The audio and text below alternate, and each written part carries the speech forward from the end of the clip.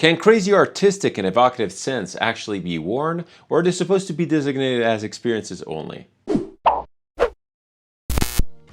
Hello, welcome back to Seldomly Often. I'm Daniel. Today we're talking fragrances, and this is a practical review of Beaufort's London, Terror and Magnificence.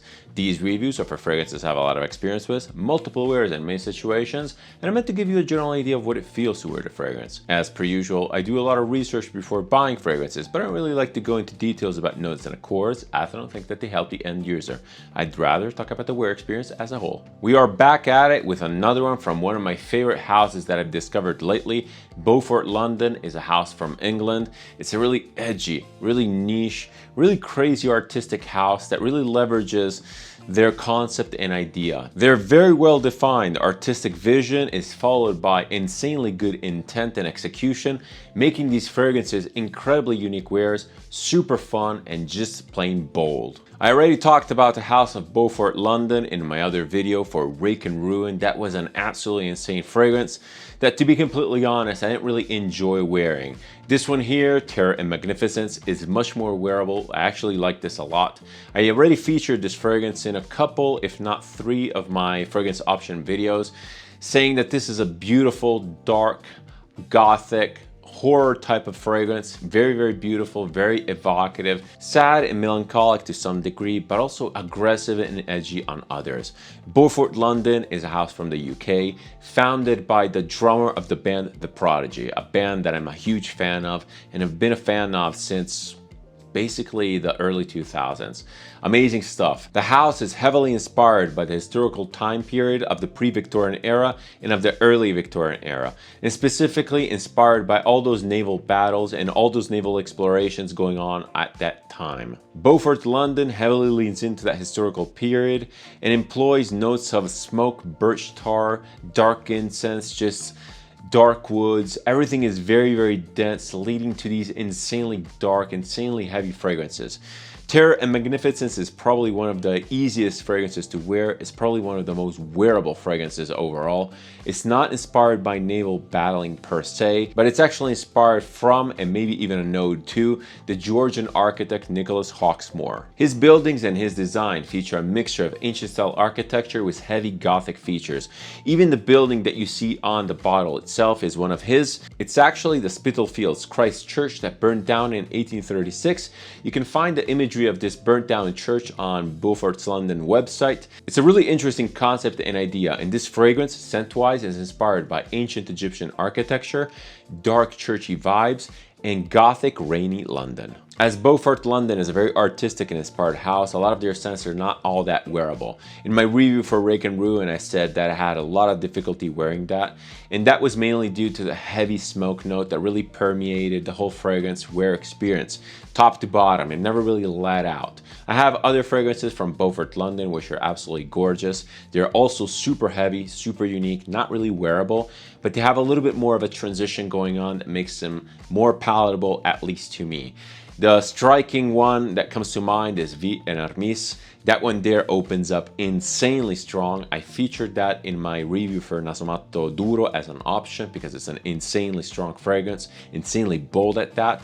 Then I also have Corps de Noir, which is a very beautiful, very unique inky fragrance. I also have Fathom 5, which is an insanely beautiful, decadent, very dark, mysterious floral. And then I have Terror and Magnificence. Again, this one here might be one of the most wearable from the bunch. Ultimately, this is a dark incense fragrance that also has a very strange, very unique whetstone petrichor type of chord that really reminds me, well, it doesn't really remind me because I've never been there in that situation, but really gives me the imagery of a Gothic London under the rain. It's incredible. And what's really unique about this is that the wear experience changes a lot according to the temperature. Sometimes I feel this fragrance to be more wet. Sometimes I feel it to be more dry and dark and incensey. But we're going to talk about the wear experience and scent profile after we cover the presentation. Presentation wise, Beaufort London really nails it. I feel like these bottles look super unique. They have a very unique shape and a very unique style. Nothing else on the market really looks like these. I think that one of the main features of this presentation are these dark bottles with these designs or writing. In this case, we have a design. That was also the case for Rake and Ruin. Again, I mentioned that the design on this fragrance is one of the buildings of the architect that inspired this fragrance. It's really good. I like the design. I like the style of the bottle. I like the fact that without having a light behind the bottles, you can't really tell what the liquid content is inside, but it's really easily detectable when you put the bottle up to a light. The bottle itself is pretty good quality. The glass is decent, but the finishing on the bottle, this sort of like smoky finishing that gives this bottle the dark look, is very, very fragile. And this bottle here has been, I don't know, it has a little bit of use. I got this secondhand. It doesn't even have a box. Or maybe it does, but I'm not really sure. I think it doesn't have a box, but the bottle is a little bit messed up, which, if you know me, is really annoying. I like my bottles to be pristine, especially on the bottles that I tend to collect more. And Beaufort, London is definitely a house that I like to collect. Another distinct feature of the presentation is the cap. We have these wooden caps. They're very, very light. They almost feel like plastic, but I'm pretty sure that they're real wood because my cap has a little bit of a chip in the black paint, revealing the light wood underneath. The atomizers for these are pretty good, decent, they work well. They're very artisanal, they're very homemade-y in a way, but they work and they're better than the Towers one at the very least. They're definitely not those beautiful diffusive pressurized atomizers that we came accustomed to. Let's give it a couple sprays. I like this fragrance a lot, by the way. I've been wearing it as my scent of the day and even at work because this is a very wearable fragrance. The longevity is not that great. I feel that overall these Beaufort Londons are not really designed to be worn in a practical way. They're more designed to be experienced in a fun way. And this one here definitely hits that spot. Overall presentation, as I said, is pretty unique. I like the style, I like the look. They have some quality control issues. A while back I bought Iron Duke, which had a faulty atomizer. Thankfully, Beaufort London was very kind to replace the whole bottle. They just sent me a whole new one. So no complaints there. It's again, it has a little bit of an artisanal, artistic, homemade vibe, which adds to the charm in my opinion. When it comes to pricing, Beaufort London is a house that is not too expensive. They're actually quite affordable, especially considering the uniqueness of these scents. I think that they retail for 125 pounds in the UK. In the rest of Europe, you can find these for about 140 euros. They're incredibly difficult to find at discounters given how artisanal they are. I'm not really sure what the situation is in the US, if these are even available there or if you can find them at discounters. But overall, I do feel that they provide pretty good value. All of these bottles are 50 ml and I think that they only come in 50 ml. They are all extract de parfum, so pretty potent, pretty powerful and punchy. It kind of depends on the fragrance specifically. The longevity, as I said, is not super great, but yeah, they have definitely a nice punch and presence. All right, time to talk about the scent profile for Terre and Magnificence. What does this actually smell like? So this fragrance, as I said, is inspired by ancient Egyptian architecture, dark churchy vibes, and rainy Gothic London. And it basically encompasses facets from all of these things, although very, very different vibes. And somehow it just manages to pull it off. The interesting thing about this fragrance is that these various facets that build this fragrance, they don't really come out all together. They sort of alternate according to temperature and maybe how humid your skin is. It really smells a little bit different every time. The first time I smelled it, I was getting distinct whetstone imagery. I was overwhelmed by this rainy London, this very Gothic rainy London. A lot of horror vibes, a lot of beautiful nighttime vibes with like wet streets and just lamps reflecting off the stones. Very beautiful. And that's actually the aspect I prefer about this fragrance and the one that I like to highlight in my option segments of other videos. The other two inspirations connect a little bit more and they tie a little bit more into each other, given the fact that they're both reliant on heavy, dark, smoky incense. The incense in here is not your wispy, white, cloud, foggy incense that is meditative and relaxing. This one here is a much more dark type of smoky incense, very dark and burnt in flavor. And if you know me, I'm not a super huge fan of dark burnt smells, specifically when they're a little bit more rubber-like. Thankfully, this one here is more, It smells a little bit more cindery in a way. It smells smoldering. I don't mind it. It reminds me a little bit of the Filippo Sorcinelli incense style. A very dark, churchy, very cryptic type of incense. And again, the dark churchy vibe is very, very well depicted in here. It feels like it's a horror church, like a church at night. It doesn't feel like a religious place. It feels like a place that has been, in a way, damned or cursed. Very dark and very horror-like, almost goosebumps inducing. I'm a huge fan of horror. This is super evocative and perfectly scratches that itch. The ancient Egyptian architecture part of this fragrance is mainly tied to the frankincense, the myrrh, the labdanum that's in here. It's a little bit sticky, it's a little bit resinous. Not too crazy. I feel that the bulk of this fragrance, again, is this dark incense smoke with this very foggy sort of atmosphere. And at times, if the conditions are right, although I'm not really sure what they are, again, it might be temperature or humidity, you also get that beautiful whetstone accord that perfectly ties everything together. This is actually a very complex fragrance with many nuances.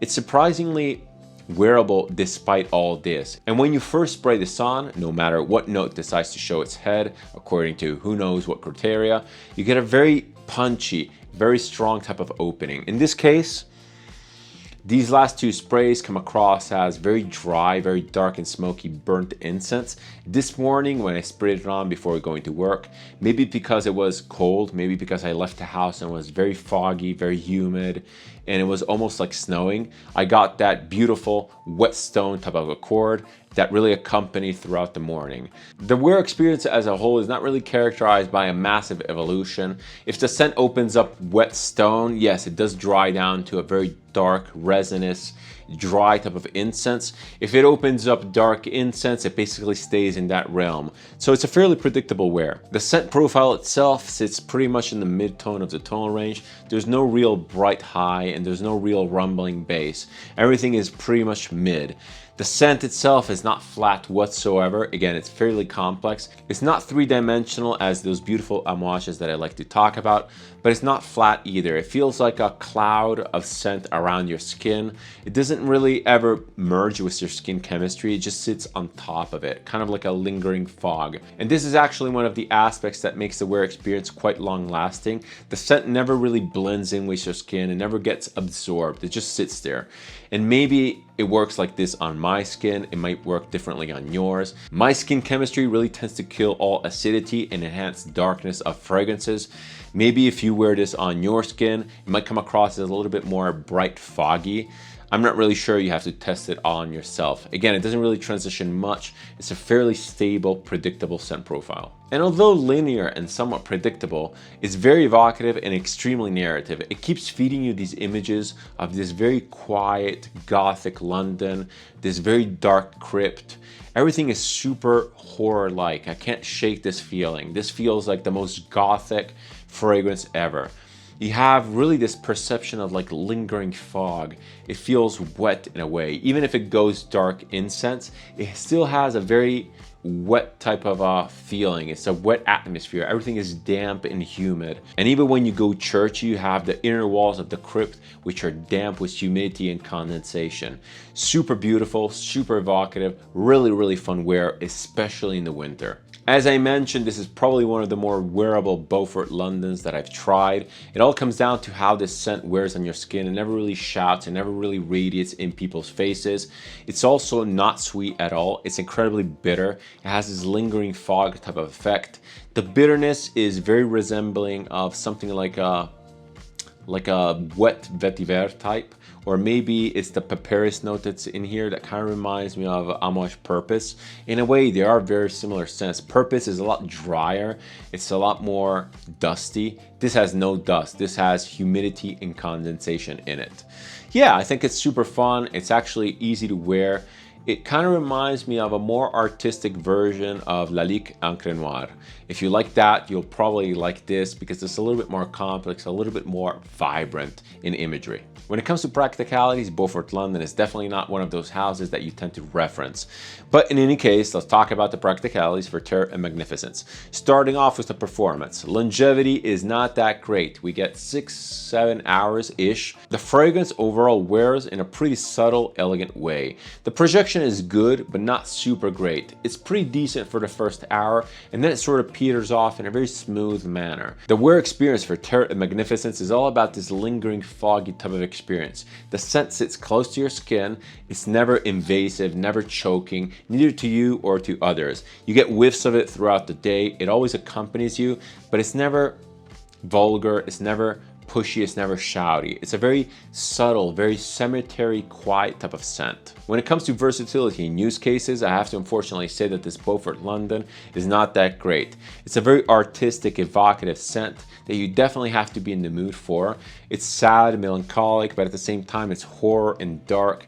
You can't really pull this off on a day-to-day basis because it's just a little bit fatiguing in that sense. I don't really think that any of the Beaufort London fragrances are signature scent worthy. They're just too weird, too abstract. If you wear these or one of these as your signature scent, please comment down below. I really want to know your experience. Yeah, overall, I mean, I feel that this is more of an evening type scent. It's definitely moody, it's dark, it goes well with dark clothes. You don't necessarily need to be elegant or elegantly dressed to properly pull this off because it's so abstract, it's so narrative. You can pretty much wear anything. If you're that type of dark person with a dark introverted type of personality, this would probably suit you perfectly. When it comes to demographics, due to its very abstract and narrative nature, Terra and Magnificence comes across as absolutely unisex. I'm not going to even talk about age because again, this really transcends any sort of age. You wear this for the thrill and for the experience. I'm not saying that this is a novelty item because I do wear this relatively regularly. I really like the wear experience, but this really comes in its own when you wear it to like a themed party or like to the cinema with a nice horror movie, or even better at home because you don't really want to wear heavy scents at the cinema. That's just my thing. But again, overall, it's very abstract. Anyone can pull this off. No one can pull this off. To me, this is more like a wearable art piece that has some sort of a usability. I really like this. I really like wearing this, and I highly recommend you guys try it out. All right, we're at the point of the video where I showcase some options for the reviewed fragrance. In the case of Terra and Magnificence, I didn't really know what to go for, so I decided to really embrace the dark nature of the fragrance and to just select fragrances that just give me the sense of darkness. The first fragrance that came to mind was easily Interlude 53 by Amouage. This is probably my favorite fragrance of all time, and it's just amazing. I can't say enough good things about it. This is very, very dark, and it really gives me dark imagery. Every time I smell this, I'm instantly transported to a dimly lit tent filled with this very dense smoke, a smoldering piece of log that is again fuming with this insanely dense, chokingly smoke. My eyes are watering, my lungs are filled with this smoke. I'm on the verge of passing out, but at the same time, there's this almost psychedelic feeling that's overwhelming me, almost giving me like visions of colors. It's a really beautiful spiritual experience. The Interlude family all gives me the sort of same sensation. This is including Interlude Woman and Black Iris. I'm kind of surrendering to this smoke, almost if it were alive as an animal. I'm almost letting the smoke decide what my fate is. It's absolutely beautiful. It's so relaxing, so meditative. There's no other fragrance on the market that has the same sort of smell. This is one of the most beautiful fragrances that I've ever came across. Again, it's probably my favorite fragrance of all time. Every time I smell it, even just from the cap, I get not shivers, because this is not really shiver worthy. I get this insane sense of relaxation. This is a beautiful fragrance. I love wearing it in the evening. It's a beautiful way to end my day. My second option is one of my newer acquisitions, and it's from the Swiss house of Pernoire. This one here is Masar, and this is a very beautiful dark scent that kind of transports me to a dark spice market. And when I say dark, I kind of imagine this spice market either under some heavy curtains or in some enclosed space, or maybe even at night. You have this sense of claustrophobia, and all these spices are just flowing around you. You have these resins, you have these sweet spices, you have these sweet smells. Everything is like super heavy. There's people bumping into you. There's people almost choking you out. It's an incredible, deep, dense experience. I really like wearing this actually. It's quite wearable despite how I'm describing it. It kind of reminds me of Francesca Bianchi's The Dark Side. It has the same sort of very rich, very sweet, resinous type of vibe. I like this a lot. I like this house a lot. I also have another one from Pernoire, which is Amoral, which apparently is supposed to be reminiscent of Alexandria II. They smell nothing alike, by the way. This is a pretty cool, interesting house that I have to admit I've disregarded in the past. Something about it wasn't really doing it for me. It sounded samey, it sounded overly done. Nothing really sounded really new and innovative. But when I first smelled Amoral a while back, I've had that fragrance for quite a bit now, I was immediately interested. And Masar, I also got it as a sample. I was super intrigued. It's a beautiful scent. They're not too original or unique, but they're bold and fun wears, relatively likable. I feel that you could probably pull these off in many situations. Well, this one specifically, not really work safe friendly, just because of how potent and how dark and rich it is. But in the evening, this would be a killer companion, specifically for the colder month of the year. Really cool, highly recommended. The last fragrance I want to showcase definitely leverages those dark churchy vibes. Every time I pick this up, I'm completely overwhelmed by the presentation. We're talking about Filippo Sorcinelli's Quando, Rapita in Estasi. This is a very beautiful, very unique smelling, dark, burnt, churchy incense with a lot of cinnamon and a lot of clove. This is actually not even inspired by churchy incense per se or by churchy vibes. This is actually inspired by Maria Callas, and Filippo Sorcinelli perfectly describes this as being next to her on stage, almost as a phantom. You're smelling her heavy, powdery makeup. You're smelling the smoke in the area that gives the theatrical atmosphere. The theater itself is made of this very dark, rich wood. Everything is just super, super heavy. You feel the weight of those velvet curtains. Absolutely magical experience. I love wearing this, and as crazy as the presentation is, the scent is just as crazy, just as good, just as powerful. I love Filippo Sorcinelli as a house. I love his creativity and his artistry. I do feel that he is one of the true artists of Italian perfumery. I put him right up there with Mel Fuscioni. Beautiful stuff, super edgy, very, very fun to sample. Get yourself a sample set because truly super fun. And yeah, I just can't recommend them enough. Very unique in the fragrance space. Nothing really smells like Filippo Sorcinelli. But back to Beaufort London's Terror and Magnificence for my final recommendations and overview. Now, when I talk about Beaufort London, I tend to recommend the house as a whole and not any specific fragrance. When I talked about Rake and Ruin in my last review for the house, I said that it wasn't a good entry to the house.